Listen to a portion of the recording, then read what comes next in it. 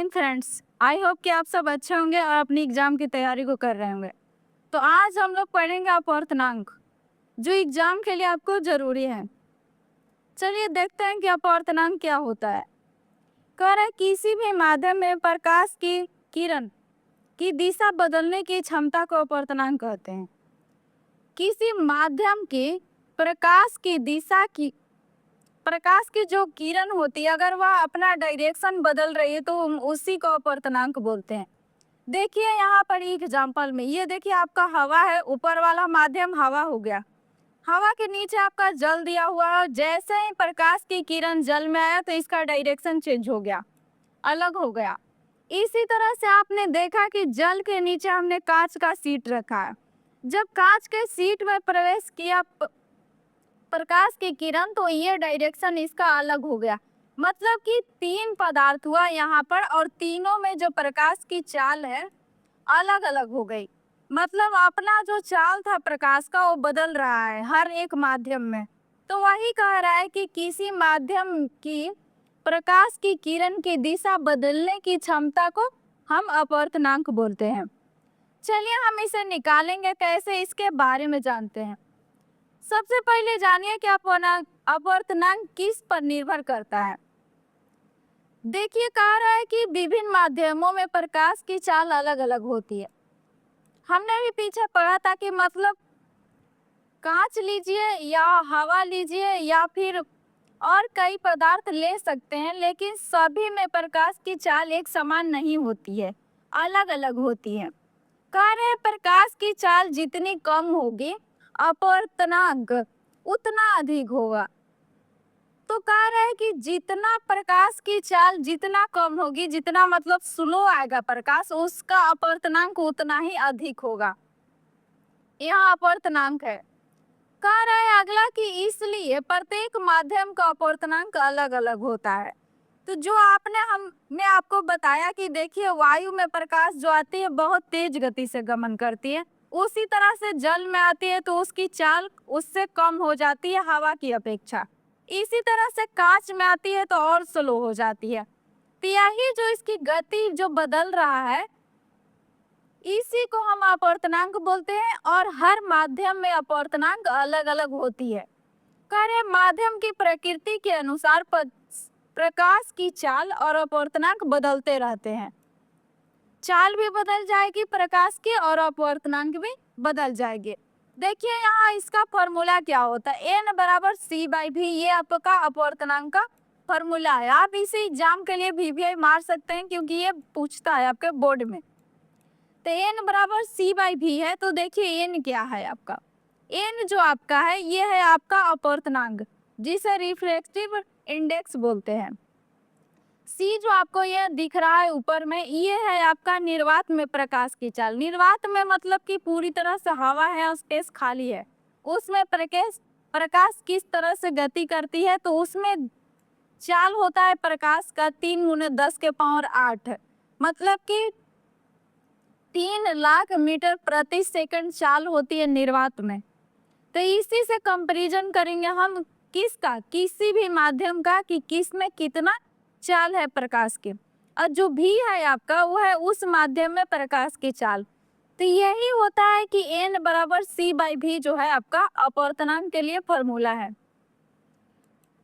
यहाँ देखिए हमने एक ग्लास ले लिया शीशा को, इसमें प्रकाश की चाल को कंपैरिजन करते हैं हम निर्वात की प्रकाश चाल से, तो आपका अपवर्तनांक निकल के आएगा। तो देखिए कांच में प्रकाश की चाल कितना होता है, 2 लाख किलोमीटर पर सेकंड, मतलब कि 1 सेकंड में 2 लाख किलोमीटर तक गति करेगा प्रकाश। कहाँ पड़ी, कांच में। हम इसका कंपैरिजन करेंगे किससे, तो निर्वात से। तो देखिए n बराबर c/v, तो निर्वात में कितना प्रकाश का चाल था, तो निर्वात में है आपका 3 लाख और ये कांच में है आपका 2 लाख। तो देखिएगा यहाँ पर ये आपका जो आएगा तो ये जीरो जितना है 5 को, तो 5 जीरो से 5 जीरो कैंसिल हो जाएगा, 3/2 बचेगा। आप इसे भाग लगाएंगे तो 1.5 आएगा। तो कांच का अपवर्तनांक आपका निकल करके आ गया 1.5 है। इसी तरह से हम देखेंगे एक और एग्जाम्पल है जो जल। तो जल में देखिए प्रकाश की चाल कितना होता है, तो जल में लगभग आपका 2,25,000 किलोमीटर पर सेकंड होता है, लेकिन उसका कंपेरिजन हमें निर्वात से करना है, तभी हमारा अपवर्तनांक निकल के आएगा। तो आप फार्मूला लगाइए n बराबर c बाई भी। तो यहाँ से आप c के जगह पर रखेंगे कितना, 3 लाख वाला, और नीचे 2,25,000। आप इसे कटाएंगे तो देखिए यहाँ 3 जीरो से आपका 3 जीरो खत्म हो जाएगा। और इसी तरह से इसे 5 से कटाएंगे तो 4, और ये नीचे आ जाएगा 3 कटने के बाद। तो यहाँ आपका आ जाएगा 1.33। ये हो जाएगा आपका जल का अपवर्तनांक। नेक्स्ट है हमारा, देखिए कि बहुत सारा पदार्थ जो है सबका अपवर्तनांक अधिक अलग अलग होते हैं, क्योंकि सभी पदार्थ में प्रकाश की चाल अलग अलग होती है। तो यहाँ देखिए कुछ अपवर्तनांक दिया गया है।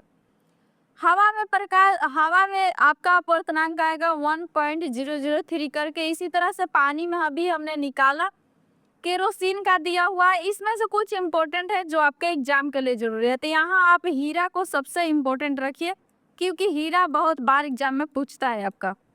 तो हीरा का आप याद रखेंगे तो इसका होता है, कितना होता है, इसका होता है 2.42। ये अपवर्तनांक होता है। इससे पता चलता है, देखिए जिस पदार्थ का अपवर्तनांक जितना ज्यादा होगा, मतलब कि प्रकाश की चाल उस पदार्थ में बहुत कम है, मतलब कि धीरे है।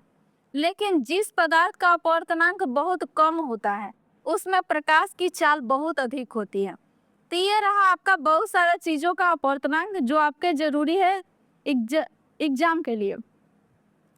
इस तरह से देखिए कहा रहा है कि अपवर्तनांक जितना अधिक होगा, जितना अधिक अपवर्तनांक होगा, प्रकाश की चाल उतनी कम होगी। तो आपने अभी देखा कि 2.42 आया था हीरा का, सबसे ज्यादा हीरा का अपवर्तनांक था। यानी कि हीरा में प्रकाश की चाल बहुत कम होगी, मतलब जैसे प्रकाश गुजरेगा तो बहुत स्लो गुजरेगा हीरा से होकर के।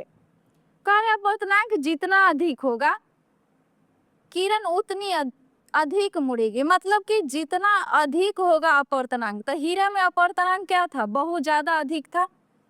किरण उतनी अधिक मुड़ेगी, मतलब उसमें जो किरण पार करेगी हीरा से, तो उसमें अधिक मुड़ेगी हीरा में। नेक्स्ट है आपका अपेक्षिक अपवर्तनांक। कह रहा है, देखिए अपेक्षिक अपवर्तनांक का कि अपेक्षिक अपवर्तनांक उस अनुपात को कहते हैं जिसमें प्रकाश की चाल माध्यम 1 में माध्यम 2 में प्रकाश की चाल के सापेक्ष हो। मतलब कि हम तुलना करते हैं, माध्यम 2 से कंपैरिजन करते हैं माध्यम 1 की प्रकाश की चाल क्या है, तो हम उसी को अपेक्षिक अपवर्तनांक बोलते हैं। इसका फॉर्मूला होता है n/1, मतलब कि सबसे पहले ऊपर हम रखेंगे n2, मतलब दूसरे माध्यम का अपवर्तनांक, और नीचे रहेंगे पहला माध्यम का अपवर्तनांक। यहाँ आप रख सकते हैं किसी का भी, शीशा का रख सकते हैं, ग्लास जो हमने निकाला, और यहाँ जल का रख सकते हैं। इस तरह से आप रख के इसका कंपैरिजन करके यहाँ से आप निकाल सकते हैं अपेक्षिक अपवर्तनांक। तो ये आपका अपेक्षिक अपवर्तनांक का फॉर्मूला होता है n/1 बराबर n2/n1। Thank you so much watching this video. I hope कि वीडियो पसंद आया होगा। तो लाइक शेयर एंड चैनल को सब्सक्राइब करना बिल्कुल ना भूलिएगा।